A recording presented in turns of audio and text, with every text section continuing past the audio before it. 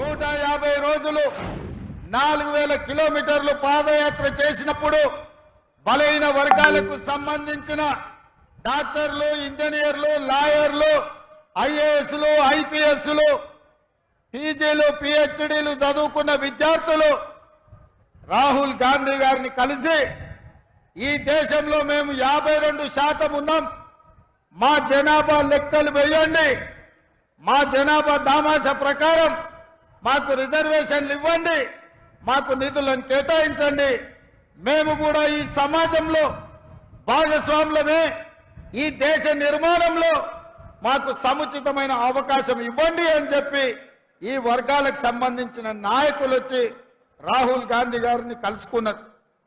Congress party సామాజిక స్పృహతోటి సామాజిక న్యాయం చేయాలన్న ఆలోచనతోటి రాహుల్ గాంధీ గారు స్పష్టంగా తెలంగాణ రాష్ట్రంలో కాంగ్రెస్ ను అధికారంలోకి తీసుకురండి, తప్పకుండా బీసీ జనాభా లెక్కలు కట్టి మీకు నిధులు నియామకాలకు అవకాశాలు కల్పిస్తామని మాట ఇచ్చారు.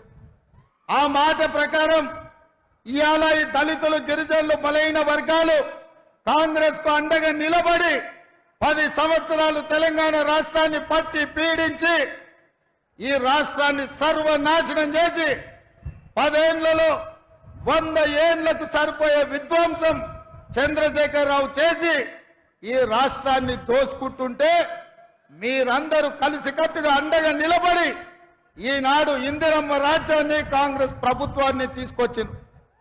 మరి ఇవాళ నేను అడుగుతున్న మిత్రులారా, మా బలైన వర్గాల సోదరులను నేను అడుగుతున్నా, మా దళితులను, మా గిరిజనులను నేను అడుగుతున్నా, మీ అండతోని, మీ ఆశీర్వాదంతోని ఇవాళ ఈ తెలంగాణ రాష్ట్రానికి ముఖ్యమంత్రిగా బాధ్యతలు చేపట్టిన నేను, మా మిత్రుడు శ్రీధర్ బాబు గారు, మా మిత్రుడు పొన్నం ప్రభాకర్ గారు ఈరోజు బలైన వర్గాలను, జనాభాను లెక్క పెట్టండి అని మంత్రివర్గంలో పాస్ చేసినాం, శాసనసభలో తీర్మానం చేసినాం, దానికి సంబంధించి నిధులు కేటాయించినాం. అదేవిధంగా సమాజంలో మైనారిటీలు పూర్తి స్థాయిలో వివక్షకు లోనవుతున్నారని ఆనాడు షబ్బీర్ అలీ గారి నేతృత్వంలో డాక్టర్ వైఎస్ రాజశేఖర రెడ్డి గారు మైనారిటీలకు కూడా 4% రిజర్వేషన్ ఇచ్చి వాళ్ళు కూడా ఈ దేశంలో భాగస్వాములే, ఈ దేశంలో వాళ్ళకు కూడా న్యాయం జరగాలి అని నిర్ణయం తీసుకున్నారు. ఇట్లా కాంగ్రెస్ పార్టీ దళితులు, గిరిజనులు, బలైన వర్గాలు, మైనారిటీలకు రిజర్వేషన్లు ఇచ్చి నిధులు కేటాయించి వాళ్ళ అభ్యున్నతి కోసం పనిచేయాలనుకుంటుంటే ఇవాళ బీజేపీ కుట్ర చేస్తున్న సోదరులారా, ఆ కుట్ర ఏందంటే చూసి ఉంటారు మీరు మోడీ గారి ఉపన్యాసాలు. इस बार 400 पार, हमें पूछा क्यों भाई आपको 300 पिछले बार मिले और इस बार भी कुछ कम उधर इधर 300 मिले तो सरकार बनाने वाले हैं, क्यों 400 मांग रहे हैं? तो भारतीय जनता पार्टी के लोग ये कह रहे हैं कि पार्लियामेंट में 2/3 मेजॉरिटी अगर उन लोगों को मिले तो वो संविधान को बदलने के लिए मौका मिलेगा. అంటే ఈసారి 400 సీట్లు వస్తే రాజ్యాంగాన్ని మార్చాలంటే పార్లమెంటులో 2/3 మెజారిటీ ఉండాలి. అందుకే 400 సీట్లు తీసుకొని రాజ్యాంగాన్ని సమూలంగా మార్చి రిజర్వేషన్లను రద్దు చేయాలని ఈరోజు ఆర్ఎస్ఎస్, బీజేపీ కుట్రలో భాగంగా ఈరోజు వాళ్ళు ప్రయత్నం చేస్తున్నారు. మరి నేను అడుగుతున్నా, మీకు రిజర్వేషన్లు ఇచ్చి, మీకు విద్యలో రిజర్వేషన్లు ఇచ్చి, మీకు ఉద్యోగాలలో రిజర్వేషన్లు ఇచ్చి, ఇవాళ మీకు రాజకీయాలలో రిజర్వేషన్లు ఇచ్చినందుకే అట్లూరి లక్ష్మణ్, కవంపల్లి సత్యనారాయణ, మేడిపల్లి సత్యం లాంటి వాళ్ళు ఎమ్మెల్యేలు, విప్పులైనరు, దామోదర్ రాజ నరసింహ గారు మంత్రి అయినరు, బట్టి విక్రమార్క గారు ఉప ముఖ్యమంత్రి అయినరు, బలరాం నాయక్ గారు కేంద్ర మంత్రి అయిండు, సర్వే సత్యనారాయణ గారు కేంద్రంలో మంత్రి అయిండు. ఇవాళ ఉన్న ఫలంగా ఎస్సీ ఎస్టీ రిజర్వేషన్లు రద్దు చేస్తే వీళ్ళందరూ ఎక్కడికి పోవాలి? చదువుకుంటున్న పిల్లలు ఏం చేయాలని నేను అడుగుతున్నా. అందుకే నేనన్నా, కుదరదు, మీరు కుట్రలు చేస్తుండ్రు, మీ కుతంత్రాలను తిప్పి కొడతామని వాళ్ళ రహస్య ఎజెండా మీద నేను బహిరంగంగా మాట్లాడిన. భారతీయ జనతా పార్టీని ప్రశ్నిస్తే ఈ దేశ ప్రధానమంత్రి నరేంద్ర మోడీ, ఈ దేశ హోంశాఖ మంత్రి అమిత్ షా నా మీద పగబట్టి ఢిల్లీలో కేసు పెట్టిండ్రు. ఎవరైనా ఫిర్యాదుదారంటే కేంద్ర హోంశాఖను స్వయంగా పోయి రేవంత్ రెడ్డి బీసీలను, ఎస్సీలను, ఎస్టీలను జాగృతం చేస్తుండు. వాళ్ళ రిజర్వేషన్ల రద్దు మీద ఊరూరు తిరిగి ప్రచారం చేస్తుండు. ఆయనను అర్జెంటుగా అరెస్టు చేయాలని ఢిల్లీలో కేసు పెట్టిరు. నేను అడుగుతున్నాడు నా మిత్రుల్ని, ఒకవేళ నేను మాట్లాడింది తప్పైతే ఈడ బీజేపీ నాయకులు లేరా? ఈడ మీ ఎంపీ ధర్మపురి అరవిందే బీజేపీ కదా, పక్కన బండి సంజయ్ బీజేపీ కదా, ఆ పక్కన కిషన్ రెడ్డి గారు కేంద్ర మంత్రి కదా. తెలంగాణలో ఎందుకో కేసు పెట్టలేదు, ఎందుకో ఫిర్యాదు చేయలేదంటే ఈడీ, ఇన్కమ్ ట్యాక్స్, సిబిఐ కాదు, ఈ రోజు ఢిల్లీ పోలీసులను కూడా ఉపయోగించి మనల్ని భయపెట్టాలని చూస్తున్నారు. నేను అడుగుతున్న మిత్రులారా, ఈడ చాలా మంది యువకులు 10 ఏళ్ళు చంద్రశేఖరరావు చేసింది ఇదే కదా. మన కార్యకర్తల ఆస్తులు ధ్వంసం చేసిండు, అక్రమ కేసులు పెట్టిండు, హత్యలు చేయించిండు.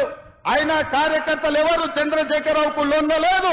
తిరగబడి చంద్రశేఖరరావును బొందబెట్టిరు మొన్న జరిగిన డిసెంబర్ ఎన్నికల్లో.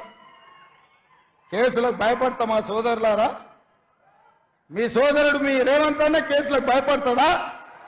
చంద్రశేఖరరావు చెర్లపల్లి జైలుకు తోలితే భయపడ్డామా? చెంచల్గూడ జైల్లో బంధిస్తే భయపడ్డామా? తిరగబడి కొట్లాడినాం, కేసులు పెట్టినోని ఇవాళ పండబెట్టినాం, గోతి తీసి పాతి పెట్టినాం. నేను అదే మాట చెప్పదలుచుకున్న బీజేపీ నాయకులకు, మీరు ఢిల్లీలో పోలీసులు ఉండొచ్చు, ఈడీ ఉండొచ్చు, ఇన్కమ్ ట్యాక్స్ ఉండొచ్చు, సిబిఐ ఉండొచ్చు, మీ దగ్గర, నా దగ్గర 4 కోట్ల తెలంగాణ ప్రజలను, 50 లక్షల తెలంగాణ యువకులు ఉన్నారు. ఈ 50 లక్షల తెలంగాణ యువకులతోనే తెలంగాణకు పట్టిన దరిద్రం, చీడను, పీడను చంద్రశేఖరరావును వదిలించినాం. మా వాళ్ళ దెబ్బకు చంద్రశేఖరరావు నడుము ఇరిగి బోర్ల బొక్కలు వాడి, బొక్కలు ఇరిగి బోర్ల పడ్డాడు.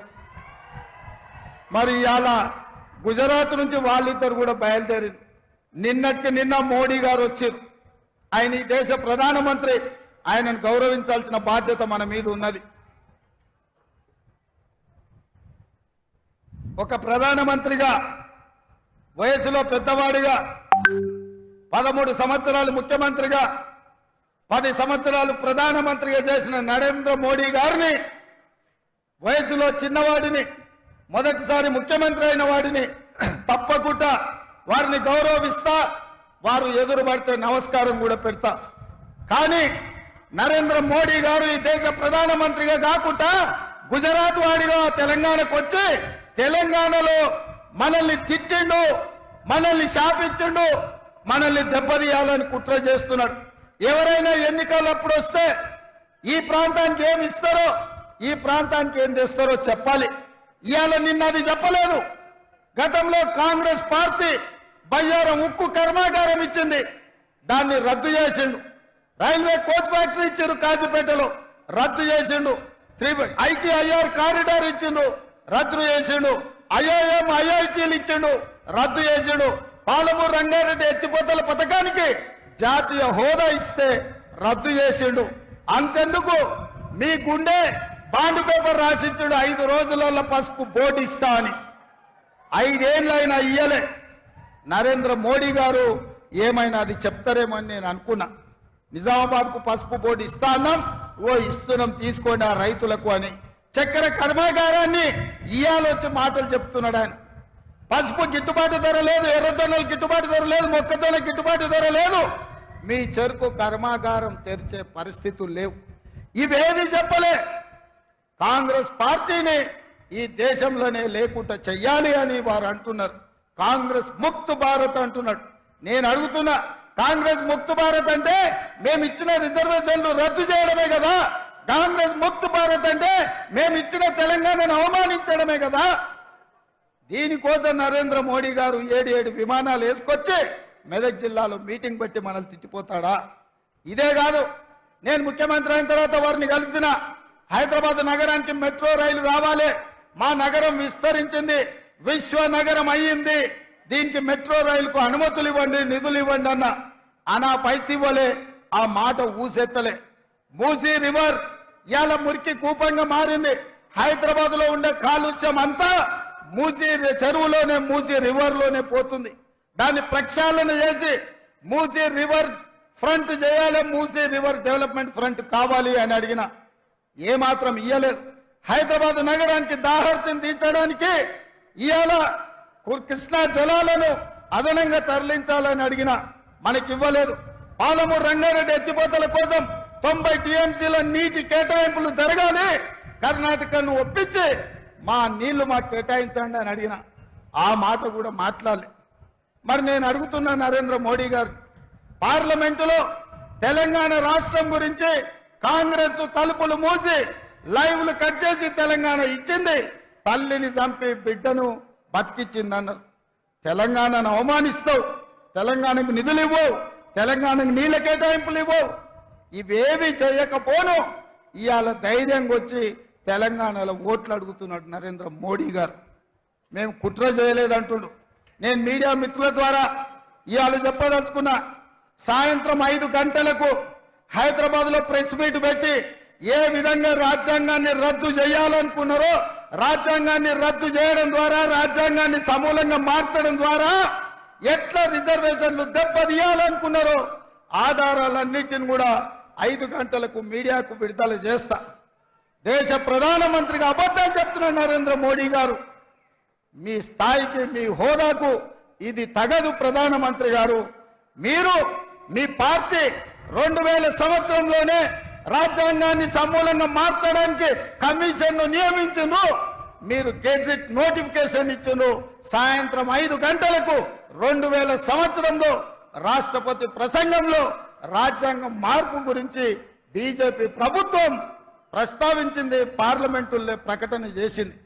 ఈ వివరాలన్నిటిని కూడా ఈరోజు దేశ ప్రజలకు నేను విడుదల చేయదలుచుకున్నా. నేను మీరు రాజ్యాంగాన్ని మార్చాలనుకుంటుంటే, రిజర్వేషన్లు రద్దు చేయాలనుకుంటుంటే అది వద్దు. ఈ దేశంలో దళితులు, గిరిజనులు ఇంకా ఆర్థికంగా చితికిపోయి ఉన్నారు. రిజర్వేషన్ ఉండాలి, వాళ్ళకే కాదు బీసీలకు కూడా రిజర్వేషన్లు ఇవ్వాలి అని నేను చెప్పిన. దానికోసం నా మీద కేసు పెడతావా? ఆ కేసులకు భయపడతానా? నేను 20 ఏళ్ల నుంచి ఎన్నో ఒడిదుడుకులను చూసినా, ఎన్నో ఆటుపోట్లను చూసినా. ఇవాళ మీరు అనుకుంటున్నారేమో గుజరాత్ నుంచి వచ్చి తెలంగాణ మీద పెత్తనం చేస్తామని. అందుకే 4 కోట్ల తెలంగాణ ప్రజలకు, మా 50 లక్షల నిరుద్యోగ యువకులకు నేను విజ్ఞప్తి చేస్తున్నా, ఇది తెలంగాణ పౌరుషానికి, గుజరాత్ ఆధిపత్యానికి ఈ ఎన్నికల్లో పోటీ. చూద్దాం తెలంగాణ పౌరుషం గెలుస్తుందో, గుజరాత్ ఆధిపత్యం గెలుస్తుందో నేను చూస్తా. మా రాష్ట్రం నుంచి వచ్చి, నా రాష్ట్రానికి వచ్చి, నా రాష్ట్ర నడిగడ్డ మీద నిలబడి ఈ రాష్ట్ర ముఖ్యమంత్రిని బెదిరిస్తున్నావంటే తెలంగాణ సమాజం ఎడ్డిదో గుడ్డిదో కాదు. నువ్వు భయపడితే భయపడడానికి ఇక్కడ ఎవరు అమాయకులు లేరు. ఖబర్దార్ ప్రధానమంత్రి గారు, మీరు అనుకుంటున్నారేమో తెలంగాణ గడ్డ మీదకి గుజరాత్ నుంచి వచ్చి బెదిరిస్తామని. ఇది నా ఊరు, ఇది నా ప్రాంతం. నా ఊరికి వచ్చి నన్నే బెదిరిస్తావా? నేనేం మాట్లాడినా రిజర్వేషన్లు రద్దు చేయొద్దని అడిగిన, రాజ్యాంగాన్ని మార్చొద్దని అన్నా. ఒకవేళ నీకు నచ్చితే నా మాట విను, నచ్చకపోతే నా ఇష్టం. రాజ్యాంగం మారితే రిజర్వేషన్లు రద్దు చేస్తానే ప్రజల్ని ఓట్లు అడుగు, ప్రజలే తీర్పిస్తారు ఎవరి పక్కన నిలబడాలను. అంతే తప్ప మీరు ఆలోచన చేయని సోదరులారా. పక్కూరోడు మన ఊరికి వచ్చి మన ఊరు చౌరస్తలు నిలబడి మనల్ని అవమానించే విధంగా మన ఊరు వాళ్ళను తిట్టు ఊరుకుంటే మనం ఊరుకుంటామా? ఉంటామా? మనకేమన్నా విభేదాలు ఉండొచ్చు, మనకు భిన్నాభిప్రాయాలు ఉండొచ్చు, కానీ మన ఊరు గౌరవం వచ్చినప్పుడు ఊరంతా ఏకంగా కావాల్సిన అవసరం ఉందా లేదా ఒక్కసారి ఆలోచన చేయండి. ఇవాళ నన్ను 1 తారీఖు నాడు అంటే ఇవాళ ఢిల్లీలో పోలీస్ స్టేషన్లో హాజరుగామని హుకుం జారీ చేసిండు అమిత్ షా గారు. ఏం దౌర్జన్యమయ్య ఇది? నేను ఇవాళ కోరుట్లలో మీటింగ్ పెట్టుకున్నా, సాయంత్రం కుక్కట్పల్లిలో పెట్టుకున్నా, ఆ తర్వాత శేర్లింగపల్లి పెట్టుకున్నా, రేపు జగిత్యాలకు వస్తున్నా. నేనంట ఎన్నికల ప్రచారం అంతా మానేసి ఢిల్లీ పోలీస్ స్టేషన్లో రాజ్యాంగం ఎందుకు రద్దు చేస్తున్నారు, రాజ్యాంగాన్ని ఎందుకు మారుస్తున్నారు అని అడిగినందుకు ఢిల్లీ పోలీస్ స్టేషన్లో ముద్దాయిగా పోయి నేను హాజరు కావాలనంట. ఇదేనా మీ నీతి ప్రధానమంత్రి గారు? మీకు ప్రధానమంత్రిగా బాధ్యత ఇచ్చింది ప్రజలు రేవంత్ రెడ్డిని పోలీస్ స్టేషన్లో వేయడానికేనా?